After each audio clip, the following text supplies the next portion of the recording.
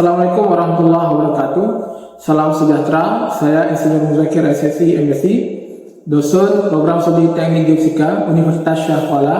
Pada kesempatan ini, saya akan menjelaskan pernyataan diri dosen terkait unjuk kerja Tridharma perguruan tinggi di bidang pengajaran.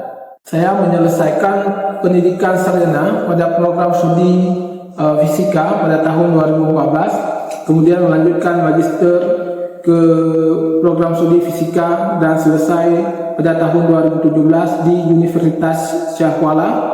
Kemudian pada tahun 2018 saya diterima sebagai dosen di program studi Teknik Geofisika Universitas Syah Kuala. Pada tahun 2022 saya menyelesaikan pendidikan profesi insinyur di universitas yang sama. Pada kesempatan ini saya akan menjelaskan unjuk kerja Tridharma bidang pengajaran yang telah saya terapkan pada mata kuliah wajib metode geolistrik dan elektromagnetik dengan kode mata kuliah STGS 3033 dengan jumlah bobot SKS 4 yang dilaksanakan pada semester 5 di program studi Teknik Geofisika Universitas Syah Kuala. Mata kuliah ini diampu oleh Insinyur Amsyar SSI MSc, Insinyur Zulfadli SSI MSc, Muhammad Yanis SSI MSc, dan saya sendiri Insinyur Muzakir SSI MSc dengan menggunakan metode DIA Delivery Interaction and Assessment. Mata kuliah ini membahas teknik eksplorasi geofisika untuk menganalisis struktur bawah permukaan dengan menggunakan metode listrik dan metode elektromagnetik. Selain itu, mempelajari konsep, dasar, teknik pengukuran, serta interpretasi data. Mata kuliah ini juga menekankan keterampilan analisis data kepada mahasiswa dan pemecahan masalah dalam konteks geosains. Capaian pembelajaran lulusan yang diwajibkan pada mata kuliah ini ada 3, yaitu yang pertama CPL 04 yang menekankan kemampuan untuk mengenali, mengidentifikasi, merumuskan, dan menganalisis masalah yang berkaitan dengan rekayasa geofisika. Kemudian CPL 07 yang menekankan pada kemampuan untuk merencanakan, menyelesaikan, dan mengevaluasi tugas-tugas di bawah batasan tertentu, terutama yang berkaitan dengan bidang rekayasa geofisika yang cukup kompleks. Kemudian CPL 09 menekankan pada kemampuan memiliki tanggung jawab dan etika profesional dalam menanggapi dan menyelesaikan masalah keinsinyuran, terutama yang berkaitan dalam bidang rekayasa geofisika. Selanjutnya, dari capaian pembelajaran lulusan yang telah ada, maka tim pengampu mata kuliah merumuskan menjadi 5 poin CPMK dan kemudian merumuskan kembali menjadi 10 poin sub CPMK. Materi pembelajaran yang dilakukan sebanyak 16 kali pertemuan pada mata kuliah metode geolistrik dan elektromagnetik, yaitu pada pertemuan pertama kita akan membahas pengenalan metode geolistrik dan elektromagnetik. Kemudian pada pertemuan kedua kita akan belajar tentang prinsip metode geolistrik. Kemudian pada pertemuan ketiga dan keempat kita akan belajar tentang metode listisitas. Pada pertemuan kelima dan keenam kita akan belajar tentang metode polaritas dan induksi. Pada pertemuan ke-7 dan ke-8 kita akan belajar kalkulasi dan interpretasi data geolistrik, di mana ini juga merupakan bagian daripada case method atau yang tugas yang diberikan kepada mahasiswa.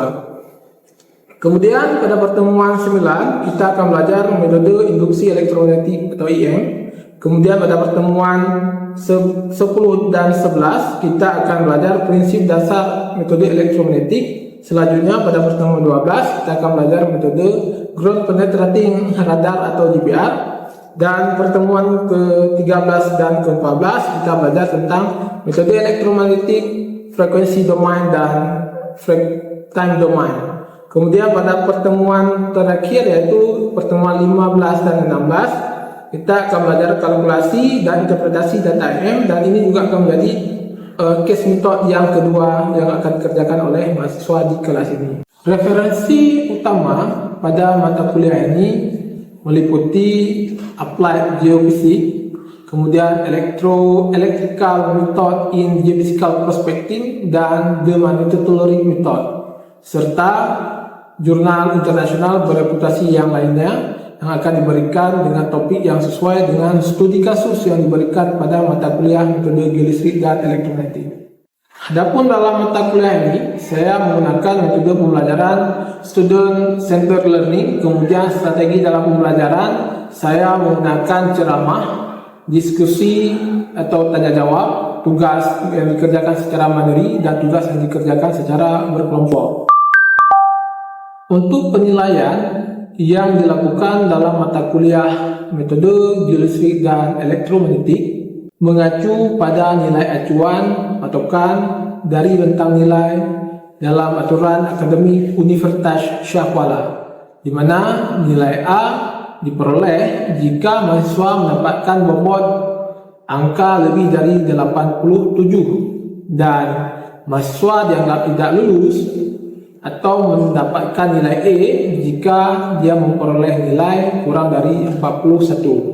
Adapun dalam mata kuliah ini, penilaian asesmen dilakukan terhadap case method, kuis, dan tugas, di mana mahasiswa nanti akan diberikan dua kasus, di mana kasus pertama akan mendukung penilaian terhadap CPMK 511, sedangkan kasus kedua akan mendukung penilaian terhadap CPMK 514. Selanjutnya akan diberikan kuis sebanyak 3 kali dan akan diberikan tugas sebanyak 4 kali selama perkuliahan. Di akhir semester, rekapitulasi nilai akan dipublish terlebih dahulu sebelum diinput ke sistem. Hal ini bertujuan agar mahasiswa dapat mengklarifikasi terhadap penilaian yang didapatkan.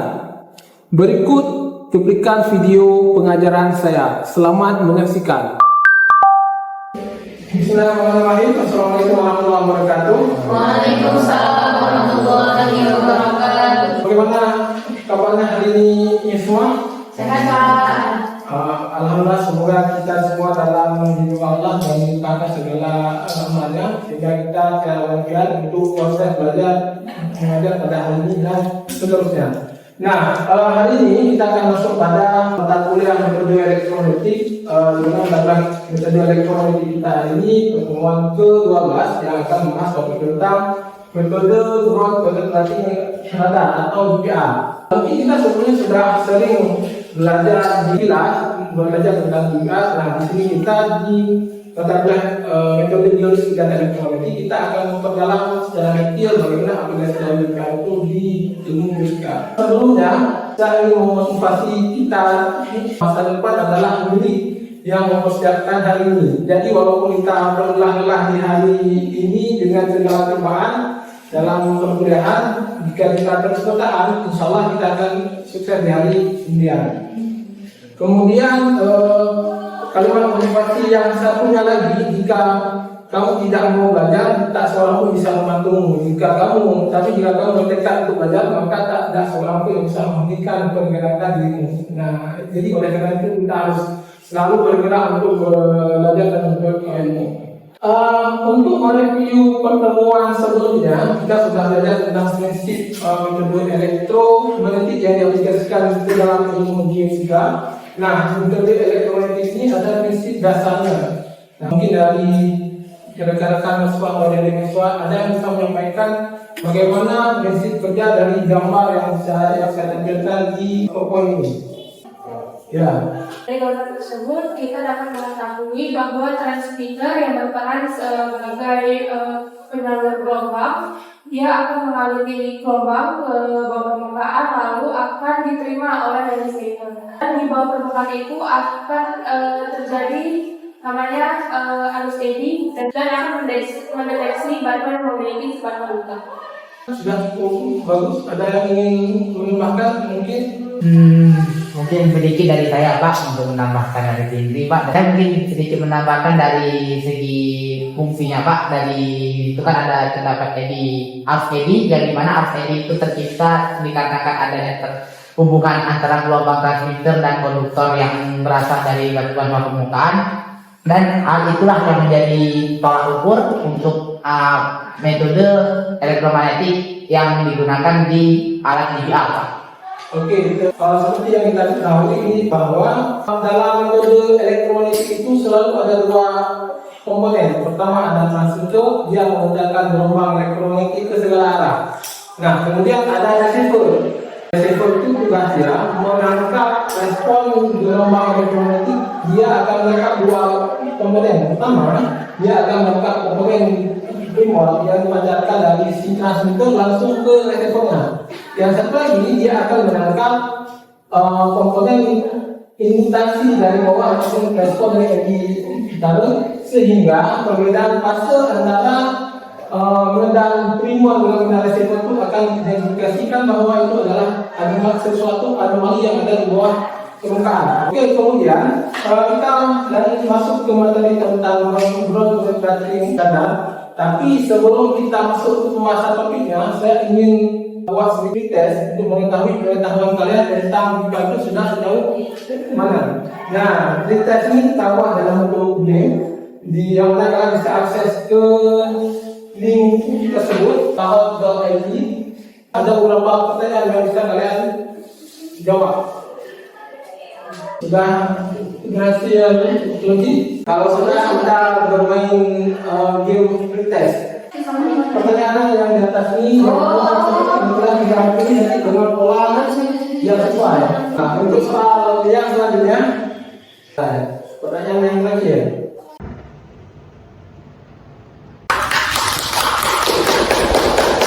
Oke, selesai. Dan sebelum kita melanjutkan ke materi, saya ingin mengingatkan kepada soal jangan lupa absen sehingga nanti dengan kawan-kawan yang tidak hadir.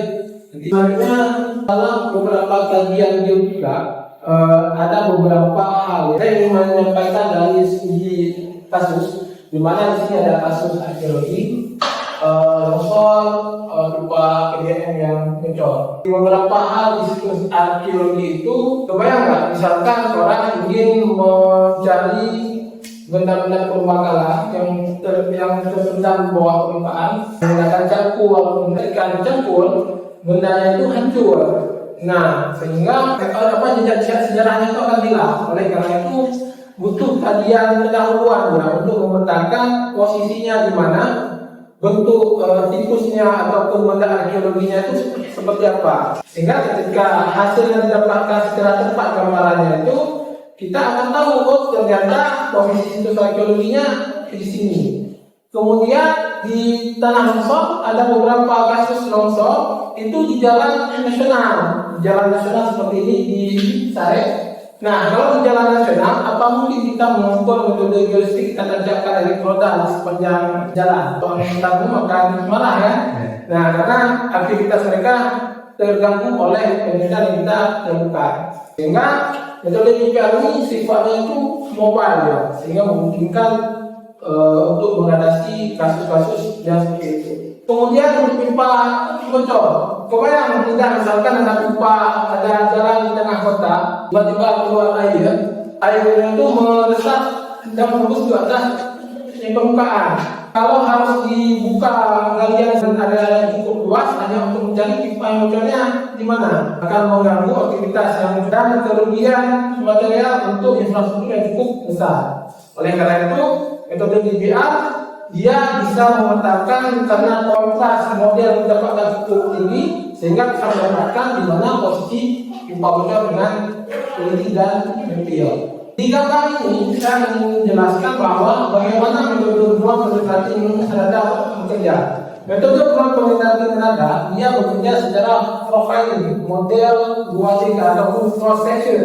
Nah, di metode jika ini dia sangat powerful untuk beberapa case. Di sini ada over layer thickness, kemudian perbedaan pelapisan, kemudian untuk ground table juga memungkinkan. Nah, yang menariknya metode jika itu adalah bagaimana kemampuan dia yang bisa bekerja secara profile dengan staff yang cukup sedikit. Jadi ini satu-satunya metode di geofisika yang memungkinkan orang bisa bekerja dengan sendiri. Jadi kalau yang lain tidak memungkinkan, kalau kita bekerja sendiri mungkin nggak siap-siap. Nah, kemudian dia butuh waktu yang sangat singkat untuk bisa mengcover ataupun menghasilkan model di awal. Jadi begitu kita ukur, dia akan langsung mendapatkan model secara real time. Nah, tapi model di real time itu kemungkinan nanti ada noise dari gangguan medan elektromagnetik yang ada di sekitarnya. Nah, sehingga butuh prosesi yang lanjutan. Nah, prosesi yang lanjutan ini juga dengan pengembangan software yang cukup tinggi, dia memungkinkan analisis data dengan cepat. Nah, komunikan dari Indonesia seperti itu ya. Dia digunakan untuk menentukan jangkauan sudut ataupun kecepatan dari suatu objek yang ada di bawah permukaan. Kemudian dia menggunakan sinyal gelombang radio ataupun gelombang elektromagnetik seperti yang kita review atau pertemuan sebelumnya. Kemudian dia beroperasi dengan frekuensi 10 MHz sampai dengan 4 GHz. Jadi frekuensi yang cukup tinggi itu akan berdampak pada model yang cukup rapat, kontras. Nah, sehingga model yang cukup rapat itu memungkinkan kita menganalisis sesuatu yang ada di bawah permukaan itu yang cukup detail. Saya kasih contoh, misal kita punya instrumen GPR itu dengan frekuensi 4 GHz, di mana kalau misalkan 4 GHz ini dia memungkinkan kita melakukan desain bangunan, posisi kabelnya itu sudah hilang. Nah, kan nggak mungkin satu tembok ini harus dihancurkan. Nah, di model juga memungkinkan ada GPR. Jika semakin tinggi frekuensi, instrumennya pun semakin kecil. Ketika ada GPR yang kecil, kita dorong di dinding, itu akan dapat mengidentifikasikan kira-kira di dalam dinding ini ada keretakan ataupun ada posisi kabel. Nah, sehingga akan kita dapatkan informasi yang detail tanpa harus kita hancurkan temboknya. Nah, kemudian perubahan sinyal bersifat elektrik menyebabkan sebagian sinyal dipantulkan ke permukaan. Jadi penerosan gelombang elektromagnetik itu per setiap lapisan yang berbeda dia akan ada gelombang dipantulkan, sebagian gelombang meneruskan ke permukaan, kemudian dia mendapatkan lapisan yang lain dan dipantulkan lagi ke atas di permukaan. Nah, ini konsep dari metode GPR bahwa elektromagnetik itu selalu ada transmitter dan receiver. Nah, mana si transmitter ini dia memancarkan gelombang elektromagnetik ke bawah permukaan. Kemudian ketika dia mendapatkan perbedaan lapisan, dia akan merefleks ke atas menjadi permukaan. Nah, kira-kira model di GPR itu yang kalian pahami apa model 1D yang digabungkan atau model 2D? Model 1D, model 2D, model 2D jadi model 2D. Kalau ini model 2D, yang alasannya apa? Belum menguasai bagaimana interpretasinya. Oke, kalau Rehan apa alasan? Kalau tadi gambar ini kira-kira bisa menjelaskan nggak? 2D atau 1D? Dari konsep ukurannya 1D. 1D. Dia setiap sensor ini TX dengan E, transmitter dan receiver, dia memancarkan gelombang ke bawah permukaan. Ketika dia mengenai reflektor yang lain permukaan, dia naik kembali ke atas permukaan. Kemudian dia akan ditangkap di RE, receiver. Jadi sinyal perbedaan amplitudo yang didapatkan adalah di titik ini. Nah, kemudian kenapa bisa 2D? Karena pulsa gelombang elektromagnetik yang cukup rapat sehingga bisa digabungkan ya. Nah, kalau misalkan kita ingin mengukur titik-titik, ya bisa juga. Nah, jadi ini adalah teknik pengukurannya sebenarnya satu dimensi. Karena pulsa gelombang yang cukup rapat sehingga bisa memungkinkan digabung menjadi 2D. Jadi kalau misalkan 1D, ini kan konsepnya hampir sama dengan seismik ya. Seismik kan penggabungan dari beberapa gelombang. Ketika perekaman awal sebelum diprosesing lebih lanjut, pola gelombangnya kan seperti ini ya. Nah, dari pola gelombang seperti ini kita sebenarnya di awal sudah bisa mengidentifikasi itu jumlah lapisan di bawahnya itu berapa. Anomali yang agak sensitif ya. Kalau misalkan anomali yang besar, jelas akan nampak dari trend amplitudo yang kita dapatkan di lapangan. Kemudian saya ingin memaparkan sedikit, mungkin sebelumnya ada pertanyaan. Ya, silakan Sheila. Ya, silakan. Pak, tadi di slide pertama membahas tentang penggunaan metode GPR untuk beberapa kasus seperti arkeolog dan longsor. Ya. Selain dua kasus tersebut, apakah metode GPR ini dapat digunakan untuk mengidentifikasi fenomena keluarnya air panas pada kawasan geothermal? Dan apa alasan penggunaan metode GPR pada kasus ini? Oke, pertanyaan yang cukup menarik ya. Oke, mungkin ada yang bisa membantu jawab dari kamera. Silakan.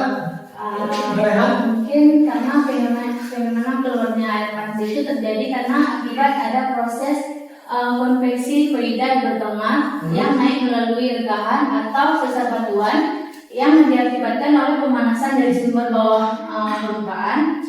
Dan kenapa jika itu sangat cocok untuk digunakan untuk identifikasi keluarnya air panas karena kemampuannya dalam mendeteksi rekahan dan resolusinya tinggi, kemudian sensitivitas terhadap perubahan fisik bawah permukaan yang berhubungan dengan aliran fluida hidrotermal. Oke, pertanyaannya jawabannya juga sudah cukup bagus. Jadi biasanya dalam proses geothermal itu dia memiliki struktur patahan, ada lapisan patahan seperti ini. Jadi di sistem geothermal dia biasanya ada lapisan pelindung. Kalau sistem geothermal yang simpelnya itu ada di atasnya itu keprok itu batuan pelindung, dia tidak bisa lolos fluida yang tinggi si fluida itu. Kemudian ada reservoir di mana reservoir ini memiliki kandungan fluida yang cukup banyak. Jadi air panas bumi yang banyaknya itu di lapisan di reservoir. Kemudian ada heat source itu sumber panasnya. Jadi sumber panas makanya di bawah ini. Kalau simpelnya ketika kita masak air itu biasa ketika sudah mendidih, uap itu akan mencari celah kan untuk keluar. Nah, tekanan ini akan membuat si fluida naik ke atas di permukaan. Keberadaan posisi patahan dalam pada bagian lapisan keprok ini itu akan menjadi rekahan untuk si fluida itu sebagai jalurnya ke atas di permukaan. Jadi konsep geothermal seperti ini. Lalu kita coba kaitkan dengan GPR-nya. Nah, kadang-kadang kita salah menganalisis. Kadang-kadang kita berpikir kalau air panasnya keluarnya di sini, berarti patahannya vertikal, enggak? Bisa jadi patahan itu posisinya mereng ke kali jauh ya. Saya contohlah sistem geothermal di Gunung Api Sulawesi, di mana air panas yang keluar itu kan di daerah Kurung Raya. Jarak antara Sulawesi dan Kurung Raya kan bisa 20 kilo. 20 kilo kan cukup jauh. Nah, tapi dalam konsep geologi regional itu dekat.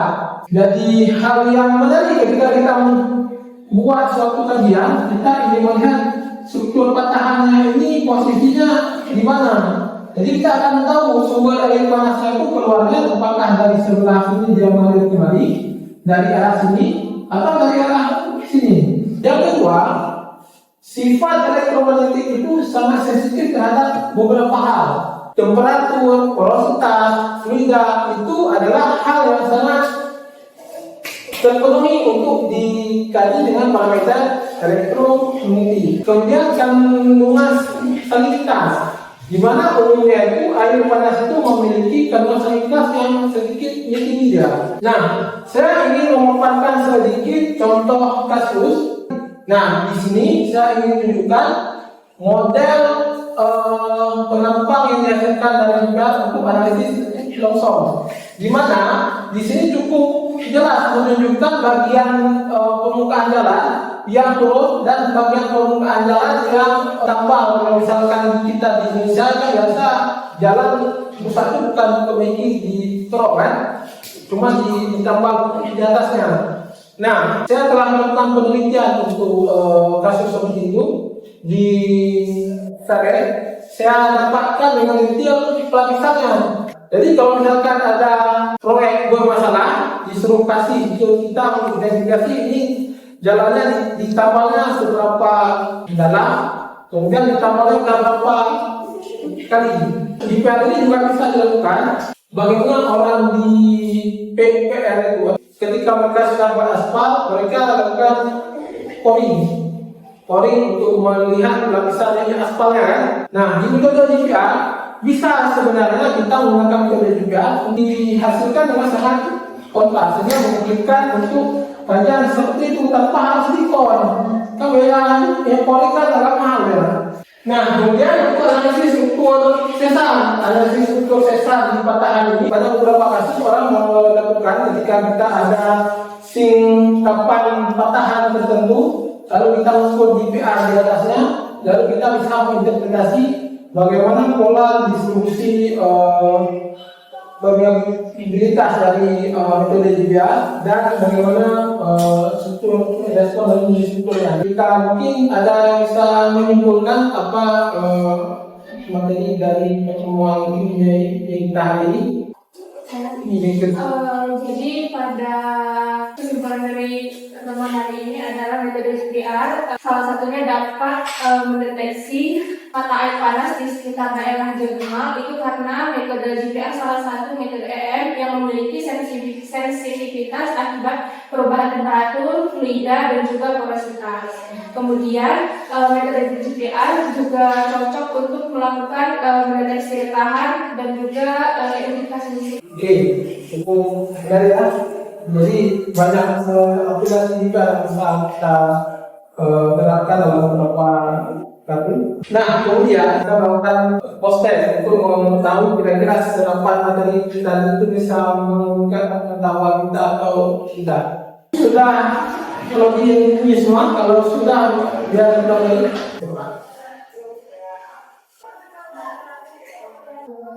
Oh, jalan. Oke, kita lihat nilainya. Oke, untuk hari ini sebelum kita mengakhiri perkuliahan, saya memberikan tugas untuk kalian. Sebenarnya tugas nanti kita kumpulkan minggu depan. Nanti saya akan share link untuk pengumpulannya dan kerjakan dengan serius karena nilai tugas itu cukup besar. Mungkin ini saja yang dapat saya sampaikan pada pertemuan hari ini.